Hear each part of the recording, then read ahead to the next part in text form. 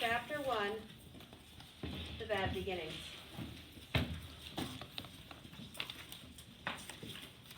If you are interested in books, if you're interested in stories with happy endings, you'd be better off reading some other book. In this book, not only is there no happy ending, there's no happy beginning, and very few happy things in the middle. This is because not very many happy things happened in the lives of the three Baudelaire youngsters.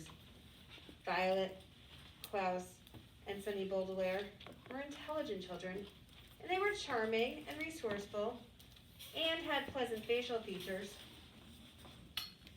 But they were extremely unlucky. With most everything that happened to them was rife with misfortune, misery, and despair. I'm sorry to tell you this, but that is how the story goes. Their misfortune, need you follow along, buddy, began one day at Briny Beach. The three Baudelaire children lived with their parents in an enormous mansion at the heart of a dirty and busy city. And occasionally their parents gave them permission to take a rickety trolley. The word rickety, you probably know here, means unsteady or likely to collapse, alone to the seashore. For they would spend the rest of the day sort of a vacation as long as they were home for dinner. This particular morning was gray and cloudy, which didn't bother the Baudelaire youngsters one bit. When it was hot and sunny, Briny Beach was crowded with tourists, and it was impossible to find a good place to lay one's blanket. On gray and cloudy days, the Baudelaires had the beach to themselves to do what they liked. Violet Baudelaire, the eldest, liked to skip rocks. Have any of you ever skipped rocks before? It's not something we imagine doing here on our beaches. But when your beach is more of a lake, skipping rocks is when you throw it and you watch how many times it bounces on the water. Like most 14-year-olds, she was right-handed, so the rocks skipped further across the murky water when Violet used her right hand than when she used her left. As she skipped rocks, she was looking out on the horizon and thinking about an invention she wanted to build. Anyone who knew Violet well could tell she was thinking hard, because her long hair was tied up in a ribbon to keep it out of her eyes. Violet had a real knack for inventing and building strange devices, so her brain was often filled with images of pulleys, levers, and gears, and she never wanted to be distracted by something as trivial as her hair. This morning, she was thinking about how to construct a device that could retrieve a rock after he had skipped it into the ocean. Klaus Baudelaire, the middle child and the only boy, liked to examine creatures in tide pools. Klaus was a little older than 12 and wore glasses, which made him look intelligent. He was intelligent.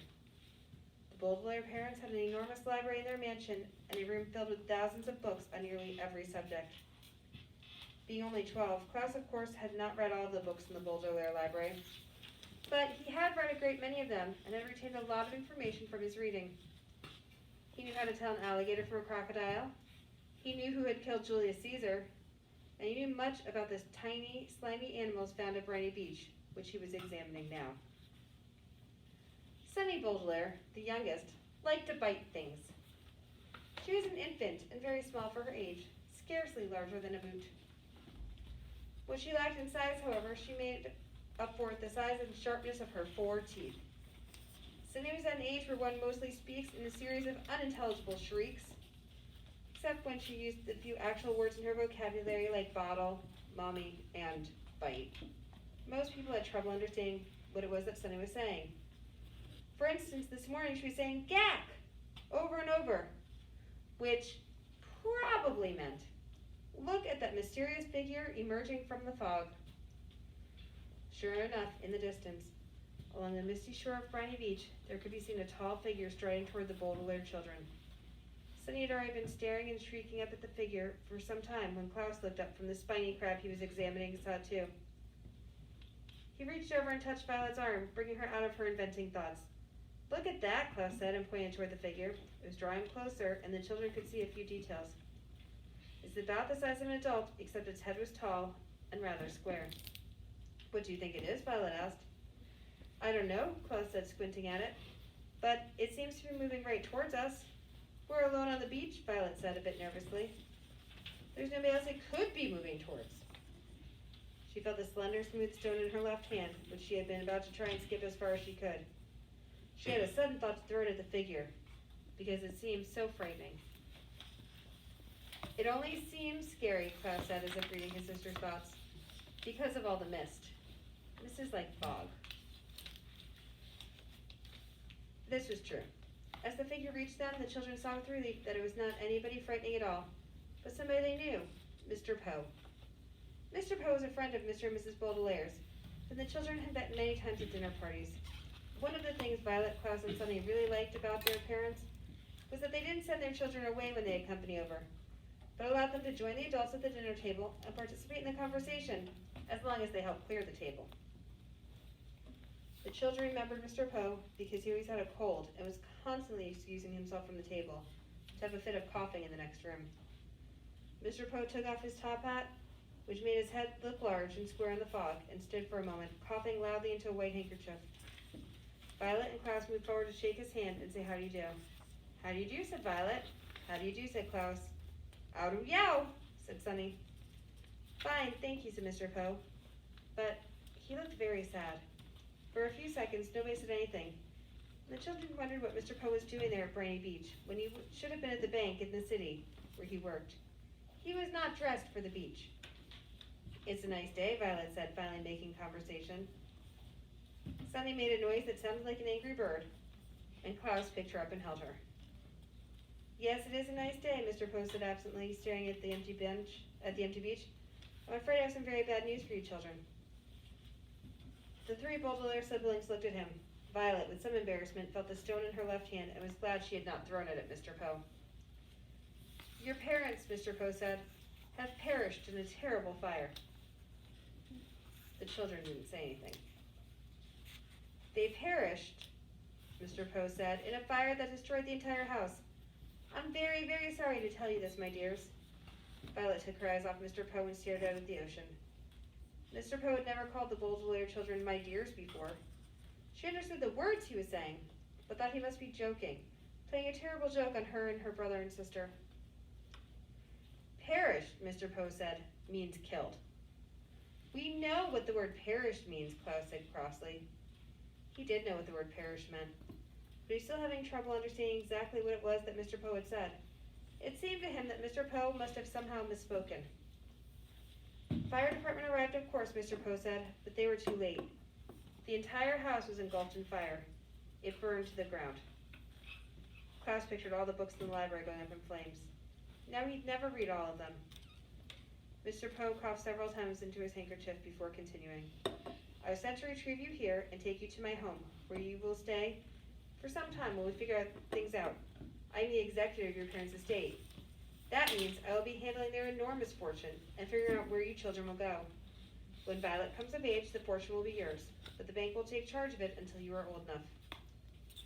Although he said he was the executor, Violet felt like Mr. Poe was the executioner. He had simply walked down the beach to them and changed their lives forever. "Come with me," Mr. Poe said, and held out his hand. In order to take it, Violet had to drop the stone she was holding.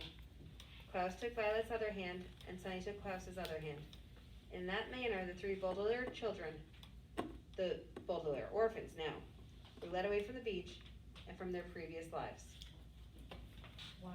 So the warning was pretty tough, right? Imagine that, like, you getting there, and That's not even how it goes. So, all right.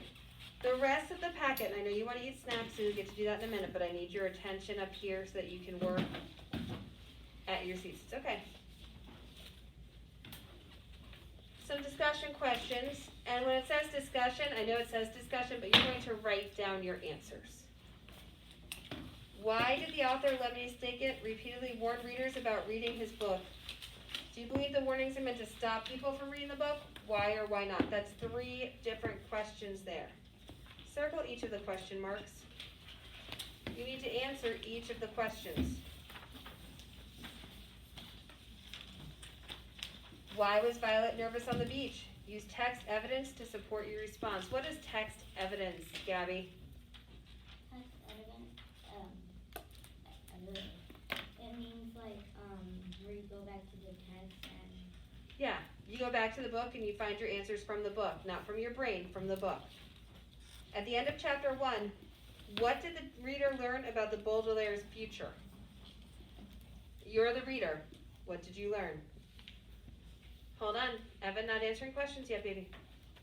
Do you see these cards here? Look at the cards. It says in chapter 1, Lemony Snicket describes the Baudelaire children and Mr. Poe in detail. Look back at the chapter and find the text evidence describing each character.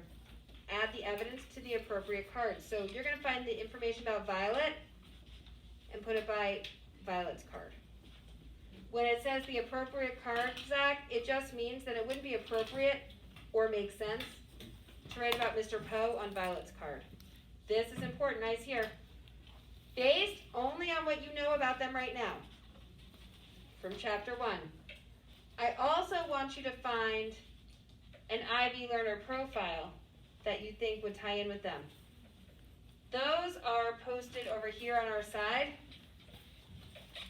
Balanced, principled, thinker, caring, knowledgeable, reflective, communicator, courageous, inquirer, open-minded, or risk-taker. Only one for each character, but you're going to get to choose, but you also have to tell me why. You can't just say, I think Violet is balanced, and I think that Klaus is principled, and I think Sunny is a risk-taker, and I think Mr. Poe is caring, because those are the first 4 posters on our board and the first 4 people on our cards. I need a reason. Fair enough? On the back, vocab. Any part of this that's not finished does become homework. But here's a spoiler. The vocab words, maybe a hint more than a spoiler. The vocab words on the back go back to the words from the front. So it's not too much. Yes, ma'am? How is it really that some of the words are from all the words are from the book? All the words are from the book. Yep. All right, so we're going to cut the video.